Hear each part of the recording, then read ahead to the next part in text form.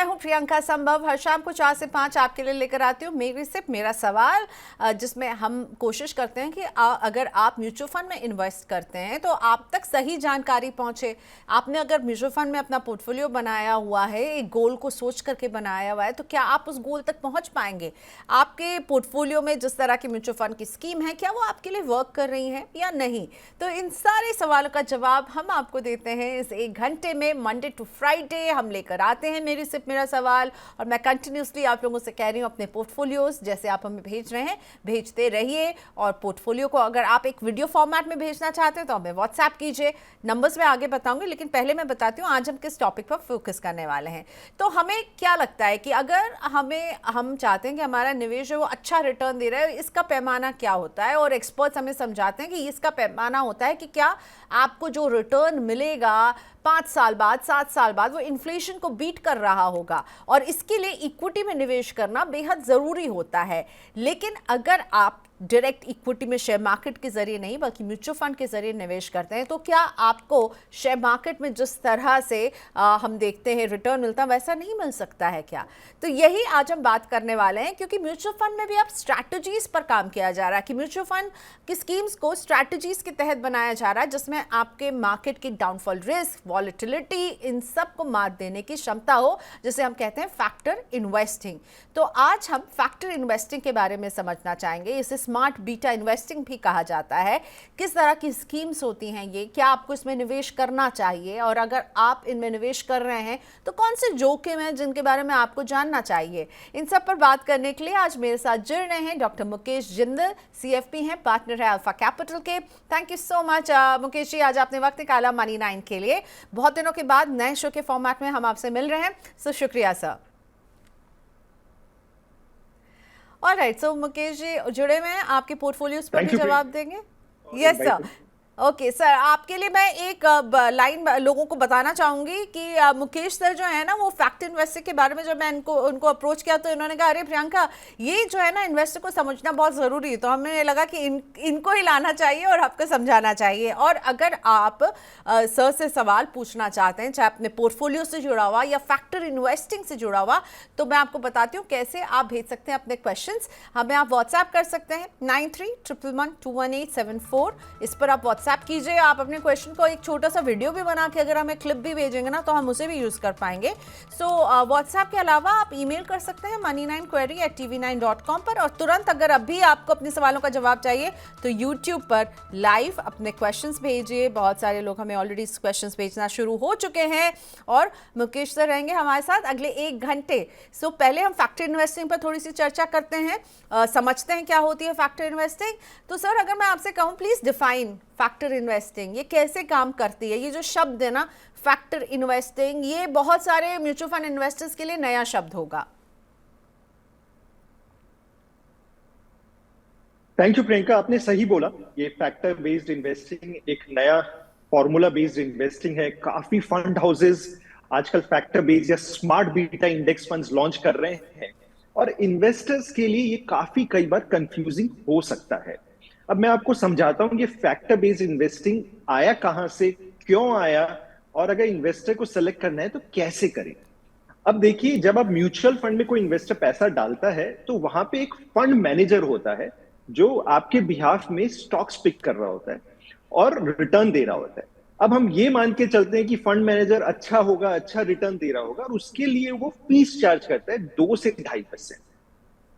पर हमने क्या देखा है, जैसे से मार्केट मैच्योर होने लगती है तो एक्स्ट्रा रिटर्न निकालना बड़ा मुश्किल हो जाता है। बेंचमार्क को बीट करना बड़ा मुश्किल हो जाता है। बेंचमार्क मान के चलिए सेंसेक्स को बीट करना, निफ्टी को बीट करना बड़ा मुश्किल हो जाता है। तो ऐसे में इन्वेस्टर क्या करने लगता है, वो उसे लगता है मैं इतनी ज्यादा फीस क्यों दूं, तो वो इंडेक्स फंड्स में डालना शुरू कर देता है। इंडेक्स बोलता है कि भाई मैं निफ्टी में ही आप पैसा डाल दो, सेंसेक्स में डाल दो, इतना रिटर्न ही ले लो, हम 2% फीस एक्टिव फंड मैनेजर को क्यों दें। तो जनरली होता क्या है, एक जगह आपके हो गए index fund, simple passive based fund जो इंडेक्स को रेप्लिकेट कर रहे हैं, और एक जगह हो गए आपके एक्टिव फंड मैनेजर्स जो स्टॉक पिकिंग अपना दिमाग लगा के कर रहे हैं, उसके लिए ज्यादा फीस चार्ज कर रहे होते हैं। जो फैक्टर बेस्ड फंड्स हैं वो बीच का पार्ट है। होता यह है कि इस जो इंडेक्स फंड्स है, इसमें प्रॉब्लम क्या आती है, रिटर्न नॉर्मली 13, 14, 15% के आसपास आती है। अगर इन्वेस्टर चाह रहा होता है कि मैं थोड़ी सी ज्यादा रिटर्न लूं और जिसमें खर्चा भी कम हो, तो वहां पे फैक्टर बेस्ड इन्वेस्टिंग आ जाती है। और फैक्टर बेस्ड में होता यह है, हम ट्राई करते हैं, कोशिश करते हैं कुछ ऐसे फैक्टर ढूंढें जिससे रिटर्न ज्यादा आ जाए। सो फॉर एग्जांपल, आज के दिन इतनी मूवीज आती है, अगर आपको आइडेंटिफाई करना हो कौन सी मूवी चलेगी, तो उसमें क्या फैक्टर हम लगाएंगे? एक फैक्टर लगाएंगे, अच्छा मूवी फिल्म स्टार कौन है, हीरो कौन है, हीरोइन कौन है। अगर बढ़िया स्टार है तो प्रोबेबिलिटी हाई है, ज्यादा चलेगी। डायरेक्टर कौन है, अच्छा डायरेक्टर तो मूवी चलेगी। वैसे ही फैक्टर बेस्ड इन्वेस्टिंग में हम कुछ फैक्टर कोशिश करते हैं पता लगा लें, और फॉर्मूला के बेसिस पे फिर हम इन्वेस्टमेंट शुरू कर दें। ओके, सो मतलब और इसीलिए इन्हें स्मार्ट बीटा इन्वेस्टिंग भी कहते हैं, क्योंकि इसको जो आपके जैसे एक्सपर्ट समझाते हैं, इंडेक्स को स्मार्ट बनाने की कोशिश करते हैं। तो मुझे ये बताइए, क्या ये इंडेक्स फंड से ज़्यादा स्मार्ट होते हैं? क्या इंडेक्स फंड से ज़्यादा स्मार्ट होते हैं और एक्टिव फंड से कम स्मार्ट होते हैं? आप फैक्टर इन्वेस्टिंग को अगर कह रहे बीच में है, तो हम इसे कंपेयर करेंगे इंडेक्स फंड से, तो आपको क्या लगता है कि इंडेक्स फंड छोड़ करके लोगों को फैक्टर बेस्ड इंडेक्स इन्वेस्टिंग में जाना चाहिए? देखिए, मेरे से अगर आप पूछोगे तो एक पोर्टफोलियो में तीनों टाइप के फंड्स इंपॉर्टेंट हैं। आपके पास बेसिक इंडेक्स फंड्स, क्योंकि वो आपका कोर होता है, वो होना ही चाहिए। स्मार्ट बीटा फंड्स भी आप ऐड करें और थोड़े एक्टिव फंड्स भी आप ऐड करें। नॉर्मली थॉट प्रोसेस ये होता है, जो कोर पोर्टफोलियो है, लार्ज कैप पोर्टफोलियोज है, उसमें हम इंडेक्स फंड्स रखें, स्मार्ट बीटा थोड़ा हम ऐड करें, और जो मिड स्मॉल के लिए उसमें एक्टिव फंड रखें। जहां तक स्मार्टनेस की बात है, हमने देखा है कि नॉर्मली जो फैक्टर बेस्ड इन्वेस्टिंग है, अगर ठीक से इन्वेस्ट करें तो बहुत बेहतरीन रिटर्न दे सकते हैं। इनफैक्ट आपका रिस्क भी रिड्यूस कर सकते हैं, और कई बार ये आपके एक्टिव फंड मैनेजर से बेटर कर रहे होते हैं। ग्लोबली ये बहुत बड़े हैं, इंडिया में नए आए हैं, बट ग्लोबली ये 30 साल से चल रहे हैं। बाहर हमने देखा है रिटर्न बहुत बढ़िया दे रहे हैं। मुकेश सर, आपने एक वर्ड यूज़ किया जो जिससे सिर्फ मेरा अटेंशन तो गया, सारे इन्वेस्टर्स का जाता है। आपने कहा कि रिटर्न बढ़िया दे सकते हैं, रिस्क जो है इसमें बेटर मतलब कम रहता है, बेटर मैनेज्ड होते हैं। तो ये हमें मार्केट के डाउनसाइड से कैसे बचाते हैं? और हम कई वॉलेटाइल सेशन हम अभी देख चुके हैं, बहुत सारे फैक्टर्स थे जिस वजह से देख रहे थे। खैर, आज तो एकदम फैबुलस मार्केट रहा है, लेकिन ये वॉलेटाइल सेशंस में ये फैक्टर इन्वेस्टिंग क्या मेरे लिए कैसे वर्क करता है? गिरावट से निपटने में कैसे मदद मिलती है? देखिए प्रियंका जी, होता ये है, फैक्टर्स बहुत टाइप के हो सकते हैं, है ना। कुछ एक फैक्टर है क्वालिटी है, जो क्वालिटी स्टॉक्स में इन्वेस्ट कर रहे होते हैं। एक पर्टिकुलर फैक्टर है लो वोलेटिलिटी। लो वोलेटिलिटी का मतलब होता है वो स्टॉक जो फ्लक्चुएट कम करते हैं, गिरते भी कम है। एंड उनमें होता क्या है, एक रिस्क का मेजर होता है, स्टैंडर्ड डेविएशन उनमें बहुत कम होता है। इनफैक्ट 4 जून को जब मार्केट गिरी थी, हमने देखा कि जो लो वोलेटिलिटी वाला फैक्टर बेस्ड इंडेक्स फंड है, वो सबसे कम गिरा था। तो अगर कोई रिस्क एवर्स इन्वेस्टर है, वो चाहता है यार मैं ऐसी इन्वेस्टमेंट में करूं जिसका रिस्क निफ्टी या सेंसेक्स के इंडेक्स फंड से कम है, एंड पॉसिबिलिटी है कि उससे ज्यादा रिटर्न दे दे, तो उसके लिए ये स्पेसिफिक फैक्टर फंड, जो कि नाम जिसका है लो वोलेटिलिटी फैक्टर फंड, बहुत बेहतरीन रहता है। तो हर रिक्वायरमेंट के लिए ये फैक्टर बेस्ड इन्वेस्टिंग फंड्स हैं। इंपॉर्टेंट ये किस टाइप का फैक्टर कर रहे हो, कौन से मार्केट में सेलेक्ट कर रहे हो, वो बहुत जरूरी है। तो उसको जानना बहुत जरूरी है। अब ये बताइए मुझे कि फैक्टर इन्वेस्टिंग का बेंचमार्क क्या होता है? वो किस इंडेक्स को फॉलो करता है? क्योंकि अगर हम बात करें निफ्टी की, तो फिर तो वो तो प्लेन वैनिला इंडेक्स फंड ही हो गया। पर आपने नाम यूज़ किया लो वॉलेटिलिटी, तो वो किस इंडेक्स को अपना बेंचमार्क मानता है? देखिए प्रियंका, बेंचमार्किंग अगर हम जहां तक बात करें, पहली बात तो ये जितने भी स्मार्ट बीटा या आपके फैक्टर बेस्ड फंड्स है, ये सारे इंडेक्स जो बनाता है एनएससी बनाता है। और एनएससी की अगर आप वेबसाइट में जाएंगे, एनएससी इंडेक्सेस आप गूगल में सर्च करेंगे तो वेबसाइट आ जाती है। तो वो इंडेक्स कम से कम 100 से ज्यादा उसने इंडेक्स बना रखे हैं। और फंड हाउस क्या करता है, उसे रेप्लिकेट करता है। जो उनमें स्टॉक्स डिफाइंड है वो रेप्लिकेट करता है। तो बेसिक बेंचमार्किंग तो ये देखी जाती है कि अगर मान के चलिए लो वॉलेटिलिटी वाला हमने इंडेक्स उठाया, तो जो एनएससी की वेबसाइट में जो रिटर्न आ रहा है, उस रिटर्न को फंड मैनेजर जो है, जो अपना अगर मान के चलिए यूटीआई का अपने वही फंड उठाया लो वॉलेटिलिटी वाला, सिमिलर है कि नहीं है, नॉर्मली ज्यादा फर्क नहीं होना चाहिए। तो वो ट्रैकिंग एरर होता है कि उसमें बेंचमार्क मैनेज कर रहा है नहीं कर रहा है।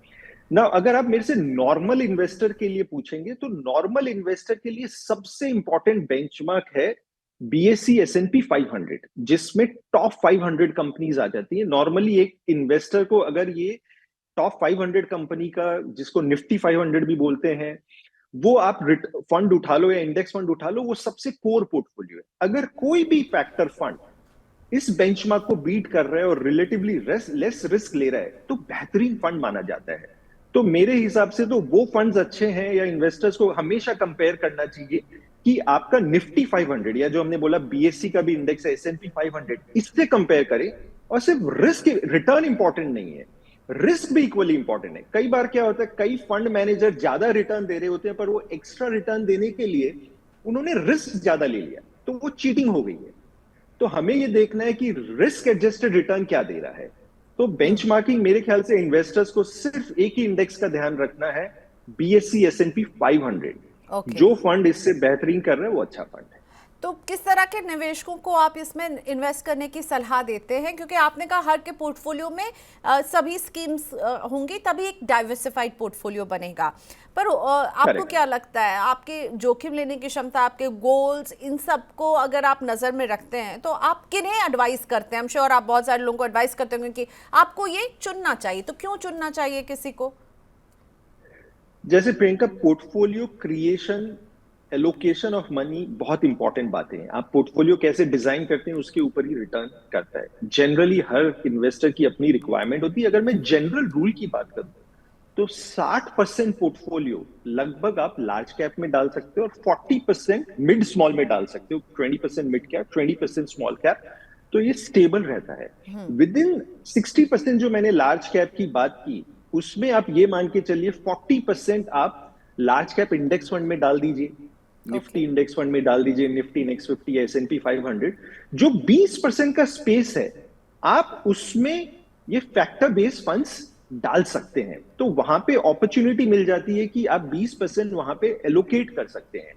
अब किस टाइप का फैक्टर बेस्ड फंड पिक करेंगे वो डिपेंड करता है किस टाइप के इन्वेस्टर हैं। जैसे मैं फैक्टर्स की बात करूं, एक फैक्टर है मोमेंटम, जो काफी एग्रेसिव फैक्टर है, जो चल रहा होता है ज्यादा जब बुल रन में मार्केट चढ़ रही होती, तो वो फैक्टर क्या करता है, उन स्टॉक्स में पैसा लगाता है जो ऑलरेडी चल रहे हैं, तो रिटर्न भी वो ज्यादा देता है, चढ़ती मार्केट में गिरता भी ज्यादा है।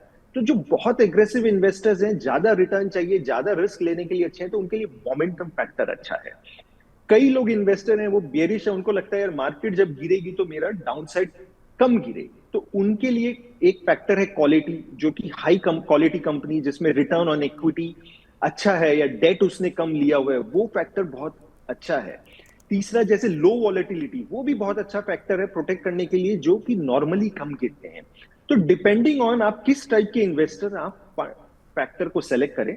बट मेरी इसमें सजेशन बहुत इंपॉर्टेंट होगी, इनमें आप तभी डालें अगर ये आपको समझ में आता है। अगर समझ में नहीं आता है तो आप मत डालें, इसमें करने की जरूरत नहीं है। तो इन्वेस्टर के लिए एडवाइस यही है कि इसको समझें, नॉलेज बिल्ड करें, और जब समझ में आए तभी इसको ग्रेजुअली आप बिल्ड करें।